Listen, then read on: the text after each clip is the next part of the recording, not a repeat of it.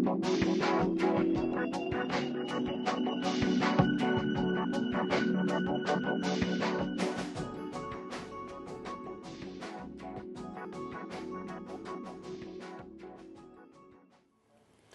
I think it's a mixed story. We're quite excited as a bank that the strategy we've deployed over the last 3 years is starting to bear fruit. And one of the things we were very focused on, myself and my team, was really diversifying out our revenue base and getting into new revenue streams. Because one of the challenges of the bank was that the revenue was not growing fast enough. So we set up an SME business. We got into new areas within corporate banking and retail banking. We set up a brokerage business, an investment banking business, and then bank assurance. So what we're starting to see is really the revenues are starting to gather momentum. Now, partly that was clouded when you look at the total revenue growth. It only comes in at about 8%, but that's because largely of the impact of the interest rate cap for 1 quarter, for 3.5 months or so. So we're quite encouraged on the revenue side. On the cost side, we continue to focus on keeping our costs under control, and we're really doing 2 things. We're investing in automation to take out costs in the longer run, because if we can have straight-through processing, number one, it's more efficient, and number 2, it also gives you a better customer experience. So we've been investing a lot in our infrastructure. We've changed all our ATMs. We've changed every single PC. Most of the servers are almost completely done, all the routers, and that's important because it will allow us to compete in a different way going forward. I think our challenge in our financials this year has been on the impairment side. Because it's been a difficult environment, I think, not just for us, but for a lot of businesses and a lot of individuals. We've seen job losses and people struggling to pay their loans, which has occasioned more impairment for us. So that flows through into a slight decline year on year in terms of the profit levels. But at the end of the day, we're still encouraged that the strategy is coming through because this is not about 1 year's performance. I think it's really about a sustained long-term performance and delivering value for our shareholders, and that's why we kept our dividend at the same level as the previous year, even though it was a tough year, and that's the confidence we have in the future going forward.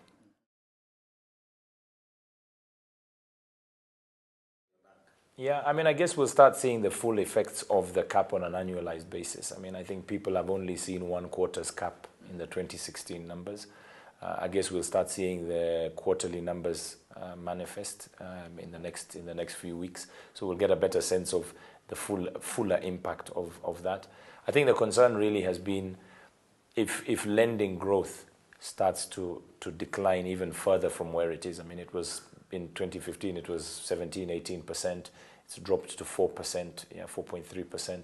If that starts dropping further, there's a couple of concerns. One, what is the impact on economic growth? Because if businesses cannot get access to credit, then that becomes a challenge. And banks are looking for ways to try and lend, but I guess they also have to counterbalance that with non-performing loans. So I think revenues might remain to be challenged, a challenge for the industry. Also, the other challenge is as we right-size our business and change business models, we have to take cost out and we have to become more efficient. And we have to do so in quite a short space of time. And I think that's what a lot of banks are focusing in on. And so we can expect to see more digital adoption, more automation, to try and improve the shape of the P&L. So I think we might see slower lending growth. Obviously, we'll wait and see what the liability growth will hold. We have the double whammy this year of also the elections, which kind of will distort things a little bit, because whenever we have elections, there's always a level of uncertainty or the perception of uncertainty. So certain people hold back certain decisions on whether they should borrow, whether they should invest in their business or not. So from my perspective, I'd almost rather we get through the election as fast as we can so that normality can resume. And I'm not negative about the election, so it's not that. It's just that people are always a bit more tentative when there's an election cycle. So let's see. I think there will be an impact for some banks. And then we also have to remember there's IFRS 9 coming in, which also has the impact of, on impairment going forward because of a model adjustment from 2018. So banks who are strong with strong capital bases will fare well. Those without will find it a bit more challenging in this environment.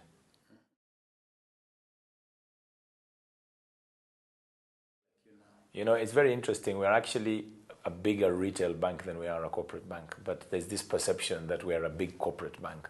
We are actually a big corporate bank, but our bigger business is actually retail and business banking. What's the share? What's the ratio? It's roughly 60-40.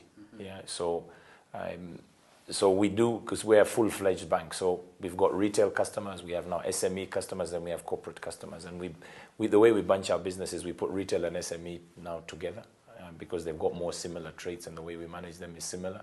And then we have our corporate business. So to answer your question, our corporate banking business did extremely well last year. I mean, balance sheet growth north of 30%. Yeah. So there is appetite by corporates to borrow. Yeah. And we are very careful about who we lend to also. It's not like the taps are open and we lend to anybody. Yeah. So the corporate business is growing very well. We're also experiencing fairly benign impairment on the corporate side. The challenge has been more for SMEs and individual borrowers. Yeah. And that's where more of the impairment was experienced in 2016. So we have a great business. We also have a great FX business as well. So our foreign exchange risk management solutions, which also support corporate, are in there as well. And as I say, we've buttressed now an investment banking business as well as a stock brokerage business, which the brokerage business is exciting because it encourages in foreign investment into our stock market and other investment channels. And that's why we set it up, because it will help develop the financial markets, and it gives us a new revenue stream in terms of fee income from outside. Yeah, so it's actually beneficial to this market.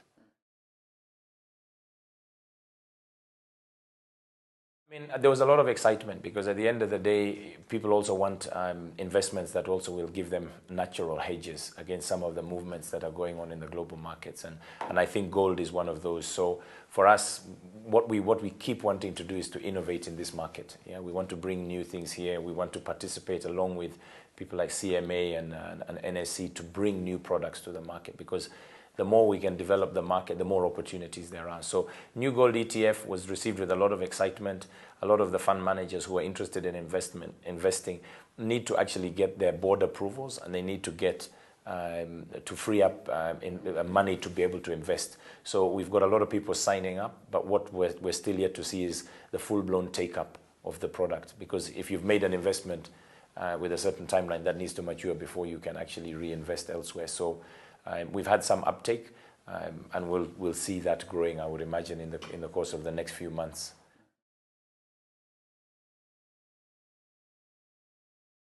Yeah, absolutely. I mean, I think the digital frontier is going to be the frontier where the battles are going to be fought. So if you ask me, if you're not in the digital or mobile internet kind of sphere, you're not going to be relevant to your customers. So we look at digital on multiple fronts. Digital is in terms of what products can you offer digitally. So what do you offer on your mobile? What do you offer on your internet? But then there's also what can you use automation for to be more efficient. So I've talked about straight-through processing. We are looking at digital to ask ourselves, how can we replace paper with digital channels? Yeah, so there's a lot of paper that moves around a branch. So one of the things we've invested in right now is we've made our branches paperless. So when you walk in, before you used to have to fill a deposit slip, to deposit money. Now you go straight to the counter, hand the money to the teller, and you'll sign on a digital pad. And then all you'll do is you'll get the receipt. Yeah, so that takes out a lot of paper, which is good for the environment, and it's also easier for us. You avoid a lot of waste in terms of those printed forms. Plus, it's a better customer experience. So we're investing significantly in digital. What we've had to do over the years is invest in the core foundation infrastructure. I talked about PCs, I talk about servers, because if you don't have those, you can't invest in the next generation of mobile products. So we've developed a lot of digital and mobile products. We were the first to launch a product called Cash Send, which allowed you to send money to any mobile and go and withdraw the money from either our agent network or our ATM. So it didn't matter whether you're a customer or not, you could actually do that. Now we've got PesaLink, and we've got a whole series of other investments we've made in terms of functionality to our mobile platform. But also even to our internet platform, the look and feel and customer experience, navigating yourself through the platform is also equally important. It's not just about saying, I can do this online. The question is it intuitive? Is it easy to be able to understand? And does the customer feel confident? So we are investing significantly in that. We'll be doing even more investments in the mobile lending space. So watch this space, you'll see in the near future.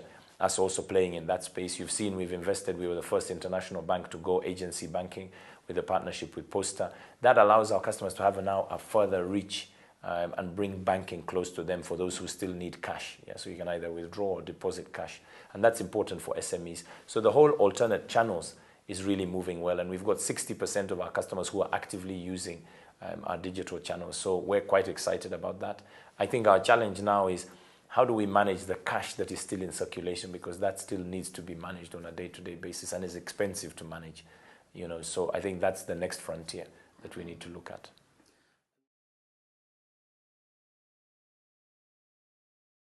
The simple transaction is that Barclays PLC made a decision for accounting and regulatory reasons to reduce its shareholding in Barclays Africa. Now, the company is Barclays Africa Group Limited, and that owns all the businesses across Africa. It owns Kenya, the Barclays Bank Kenya, 68.5% shareholding. It owns ABSA in South Africa, and it owns 10 countries in total. So what PLC is doing is it's reducing its shareholding. It's not exiting entirely. Yeah, it's reducing its shareholding within Barclays Africa. So our parent company remains the same. It remains Barclays Africa Group Limited. Yeah, our strategy remains completely intact and on course. Barclays Africa Group Limited, our parent, continues to support our strategy, and that's why they're investing so strongly in our business. That's why you see us launching new products. We wouldn't be getting into new products if we were worried about our future. So we're excited about the future. We're committed to Kenya. We're committed to Africa. And I think what's exciting to us is as we become more and more of an Africa sort of franchise, we have great understanding of the African businesses, having been here in many cases more than a century. Like last year, we celebrated a century here in Kenya.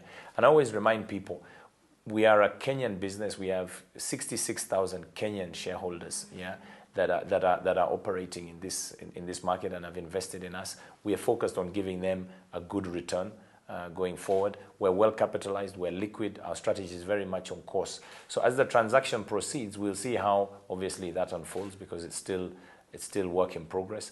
But it really doesn't change the confidence that customers should have in the franchise. Our people are here, systems remain strong, we are a strong bank, and we're looking forward to growth in the future.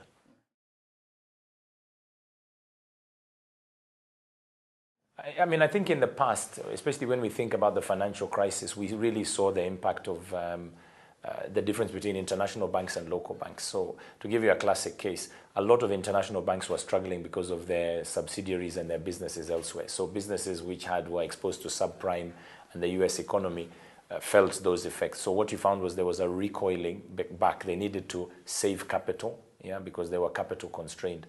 So that's why you found there was that flowed through the entire company, and you found there was a pullback to conserve capital because we needed it at a group level. Now, in this environment now, more than ever, we're seeing the pendulum shifting to where the country can have or should have and direct the strategy much more than it being directed globally. So because we also understand the markets, we're here in these markets, we see the opportunities within these markets. I think the challenge comes in that we're still a multinational and we are still a regional bank. So there's certain things you want to do at scale, yeah, across the continent. And that's where the slight delay in decision making comes in, because you're not just making an investment in one business in one market. What you're doing is you're saying, if we want to build mobile banking systems, we'd be looking at how do we build and roll them out across 10 markets. What's the best system for 10 markets rather than one market? So that's where you sometimes find the delay. But essentially the pendulum has swung. We have much more influence now. That's why you saw agency banking. For the first time, we're the first multinational to go into it. We're the first of Barclays franchises across Africa to do agency banking. The same thing for mobile. Kenya and East Africa is very much in the mobile banking sphere, more so than other markets. And that's why we feel without having a relevant, competitive mobile banking product and offering, we're going to be irrelevant. Yeah. We also felt SME was another area. SME is a mainstay of the economy. In other markets, they were not so much focusing on SME, but we convinced them and said, we need to be in this business because we're rooted in this society. So we also need to drive economic growth and play our role with extending credit out there. So for us, I wouldn't say that that would hold us back. In fact, if anything, right now, more decisions will be taken on the African continent, yeah, especially with this divestiture. So we look at it actually more positively than negatively. Obviously, there will be things we'll have to work through as that process unfolds. But we're quite confident and we're quite encouraged about the future.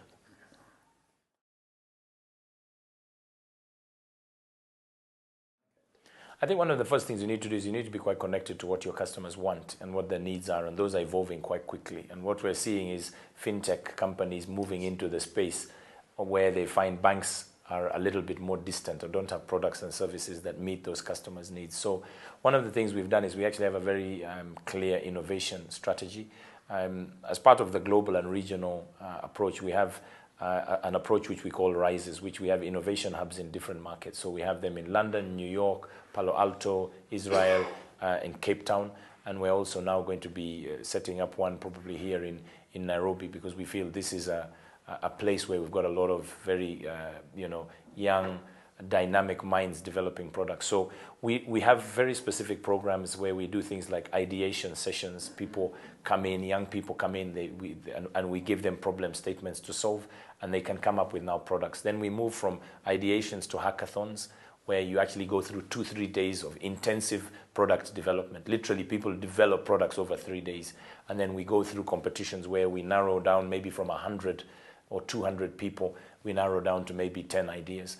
Then from there, those 10 we now start investing more money in, more time with, to take them to a proof of concept, where we actually say from an idea it becomes like a prototype. Yeah. Then from there we move from prototype to, is it a commercially viable thing that we can actually scale up? Yeah. Can we integrate it with our systems, to pilot, to launch? So we actually have a very clear process and path. Our challenge is that there's probably more ideas and more products than we can actually land appropriately. So I almost put it like an airport.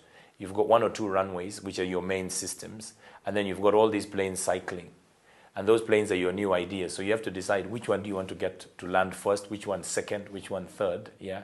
But you also have to get the passengers off the plane. So you have to kind of manage, can people understand the products that we're launching? Do we have enough marketing dollars to support it? So from an innovation, that's from a product side. But like I said earlier, one of the things we do is, innovation is not just IT. I think people think innovation is IT. We are looking at innovation, and I'll give you an example. We're looking at robotics as to how to automate processes. So what will happen is robotics will allow us to be a lot more efficient. That will allow us to free up resources who can spend time selling or growing other aspects of our business.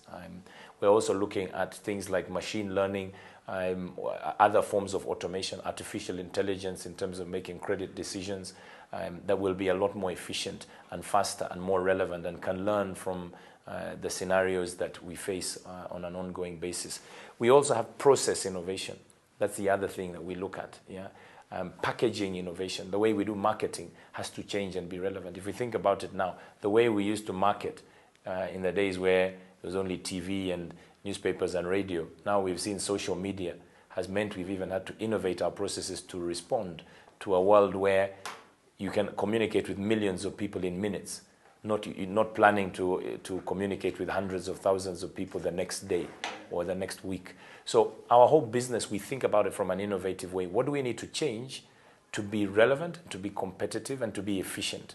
And I think that's what we're focusing in on. And we must change ourselves before we're forced to change ourselves. And I think that's what's exciting. For young people today, I say there's no more an exciting time to be in banking, frankly. You can change the world. What was relevant 20 years ago is not relevant today. Yeah, so we're excited about that future.